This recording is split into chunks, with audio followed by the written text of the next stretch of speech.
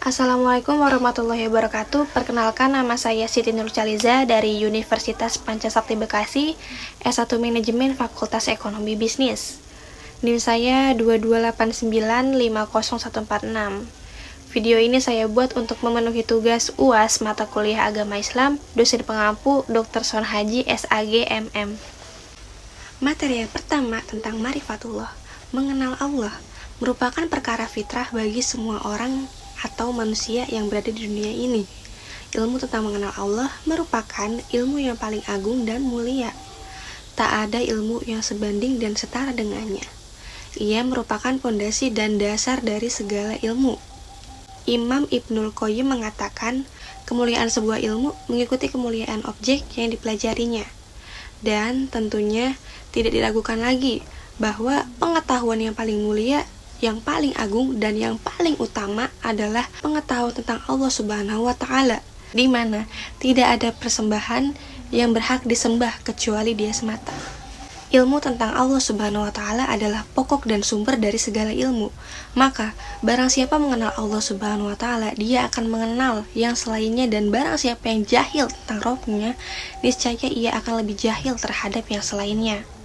Allah Subhanahu wa Ta'ala berfirman, "Dan janganlah kalian seperti orang-orang yang lupa kepada Allah, lalu Allah menjadikan mereka lupa kepada diri mereka sendiri. Maka mereka itulah orang-orang yang fasik." Quran Surat Al-Hasyr ayat 59. Dengan demikian, bidang ilmu apapun tanpa didasari mengenal Allah Subhanahu wa Ta'ala tidak akan mampu menumbuh suburkan gizi dan nutrisi keimanan dalam jiwa dan hati manusia. Pengetahuan diperolehnya hampa dan kosong dari keterkaitan dengan Rob yang Maha Kuasa. Keunikan yang pertama, manusia adalah makhluk Allah Subhanahu wa Ta'ala yang dimuliakan atau mukarram. Allah Subhanahu wa Ta'ala berfirman, "Dan sesungguhnya telah kami muliakan anak-anak Adam, kami angkut mereka di daratan dan di lautan. Kami beri mereka rezeki dari yang baik-baik, dan kami lebihkan mereka dengan kelebihan yang sempurna atas kebanyakan makhluk yang telah kami ciptakan." Quran Surah Al-Isra ayat 70. Salah satu hal yang mengindikasikan dimuliakannya manusia adalah peniupan ruh pada diri manusia. Allah Subhanahu wa Ta'ala berfirman, kemudian Dia menyempurnakan dan meniupkan ke dalamnya ruhnya, dan Dia menjadikan bagi kamu pendengaran, penglihatan, dan hati, tetapi kamu sedikit sekali bersyukur. Quran Surah Al-Sajdah ayat 9. Keunikan yang kedua, manusia adalah makhluk Allah Subhanahu wa Ta'ala yang mendapat tanggung jawab besar atau mukallaf.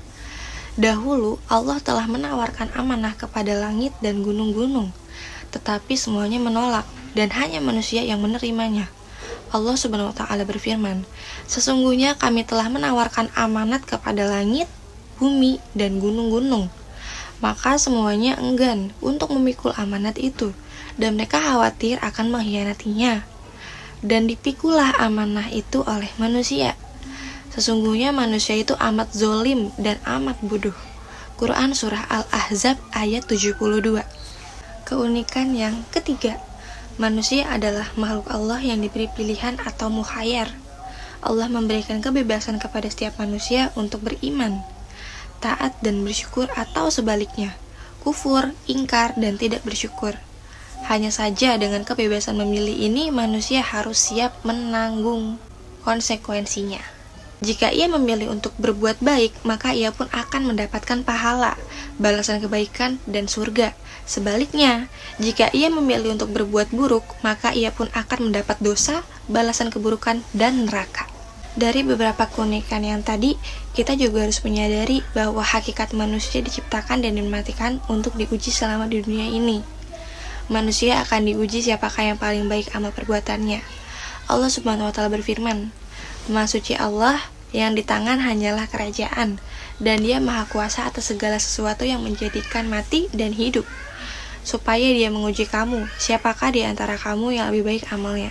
Dan Dia Maha Perkasa lagi Maha Pengampun." Quran Surah Al-Mulk ayat 1-2. Dalam ayat yang lain, Allah Subhanahu wa Ta'ala berfirman, "Sesungguhnya kami telah menjadikan apa yang di bumi sebagai perhiasan baginya, agar kami menguji mereka siapakah di antara mereka yang terbaik perbuatannya." Quran Surah Al-Kahfi ayat 7. Materi selanjutnya tentang Ma'rifatur Rasul atau mengenal Rasul. yaitu mengetahui bahwasannya Muhammad adalah Rasul Allah, penyampai ajaran dari Allah. Beliau jujur di dalam menyampaikan ajarannya, baik di dalam masalah lijab atau mewajibkan suatu perkara, tahrim atau mengharamkan suatu perkara, dan dalam mengabarkan tentang peristiwa yang terjadi pada masa lampau dan yang akan terjadi di masa yang akan mendatang di dunia, di alam barzah dan di alam akhirat. Sebelum mengakhiri video, alangkah baiknya kita membaca Asmaul Husna secara bersama-sama. Ya Allah, Ya Rahman, Ya Rahim, Ya Malik, Ya Kudus, Ya Salam, Ya Mu'min, Ya Muhaimin, Ya Aziz, Ya Jabbar, Ya Mutakabir, Ya Khalik, Ya Bari, Ya Musawwir, Ya Ghaffar, Ya Qahar, Ya Wahhab, Ya Razak, Ya Fattah, Ya Alim, Ya Khabir, Ya Basit, Ya Hafid, Ya Rafi', Ya Mu'iz, Ya Munzil, Ya Sami, Ya Bashir, Ya Hakam, Ya Adil, Ya Latif, Ya Khabir, Ya Halim, Ya Azim, Ya Ghafur, Ya Syakur, Ya Ali, Ya Qabir, Ya Hafiz, Ya Mukid, Ya Hasib, Ya Jalil,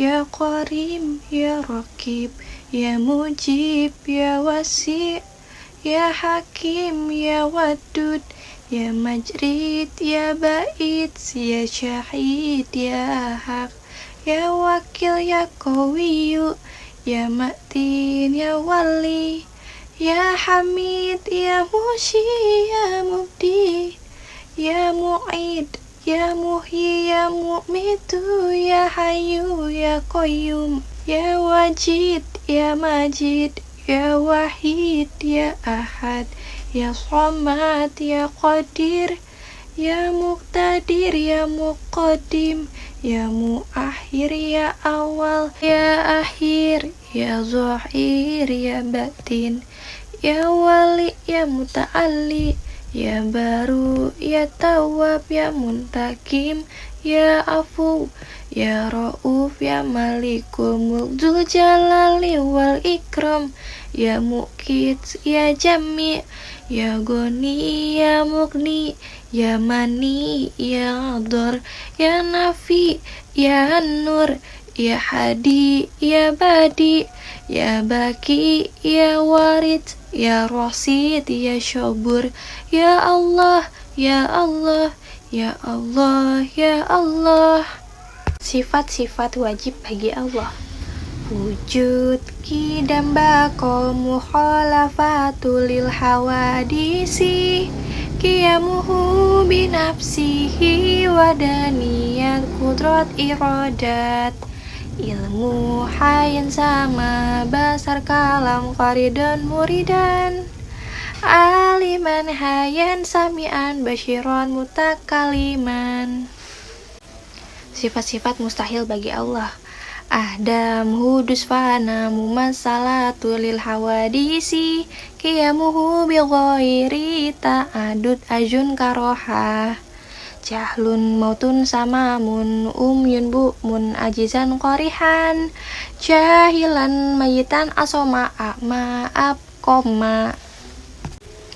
Sifat jais bagi Allah itu hanya ada satu, fi'lu kulli mumkinin au tarkuhu, yang artinya Allah itu berwenang untuk menciptakan atau berbuat sesuatu tidak sesuai dengan kehendaknya, sebagaimana dalam Quran surah Al-Qasas ayat 68 yang berbunyi Bismillahirrahmanirrahim, wa rabbuka yakhluqu ma yasha'u wa yakhtar, maka lahumul khiyarah, subhanallahi wa ta'ala amma yusyrikun, yang artinya dan Tuhanmu menciptakan apa yang dikehendaki dan memilihnya, sekali-kali tidak ada pilihan bagi mereka, maha suci Allah dan maha tinggi dari apa yang mereka persekutukan. Sifat mustahil bagi Rasul ada 4. Yang pertama ada kadzib, khianat, kitman, dan juga baladah. Sifat jais bagi Rasul hanya ada satu, seperti sifat-sifat yang dirasakan oleh manusia pada umumnya aja ya.